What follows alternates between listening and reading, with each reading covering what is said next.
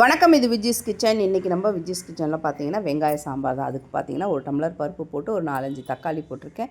ஜீரகம், பெருங்காயம், கொத்தமல்லி எல்லாம் போட்டு வேக வச்சாச்சு. ஒரு முழு பூண்டையும் நல்லா உரித்து போட்டிருக்கேன். இதில் இந்த மாதிரி நல்லா குழவல்னு வேக வச்சு எடுத்துக்கோங்க. ரொம்ப குழைய வேக வைக்கக்கூடாது. ஒரு பாத்திரத்தில் எண்ணெயை விட்டு கடுகு போட்டிருக்கேன். கருவேப்பிலை, சின்ன வெங்காயம் நல்லா ஒரு 2 கைப்பிடி அளவுக்கு நல்லா முழுசாக கட் பண்ண தேவையில்ல, அப்படியே போட்டுடலாம். அதுக்கப்புறம் சாம்பார் பொடி, மிக்ஸ் மிளகாய் பொடி, இது ரெண்டையும் சேர்த்து நல்லா கொஞ்சம் எண்ணெயில் வதக்கிட்டு கடைஞ்சி வச்சுருக்க பருப்பை தூக்கி ஊற்றி தேவையான உப்பு சேர்த்து நல்லா கொதிக்க விட்டுட்டோம்னா சூப்பரான வெங்காய சாம்பார் ரெடி. இதுக்கு நீங்கள் புளி சேர்க்க தேவை கிடையாது. சூப்பராக இருக்கும் இந்த சாம்பார். இதுக்கு நம்ம மட்டன் தொக்காக இருந்தாலும் சரி, உருளைக்கிழங்கு ஃப்ரையாக இருந்தாலும் இந்த சாம்பாருக்கு சூப்பராக இருக்கும். வீடியோ பிடிச்சிருந்தால் லைக் பண்ணி, ஷேர் பண்ணி, கமெண்ட் பண்ணுங்கள். நம்ம சேனலை மறக்காமல் சப்ஸ்கிரைப் பண்ணிவிடுங்க.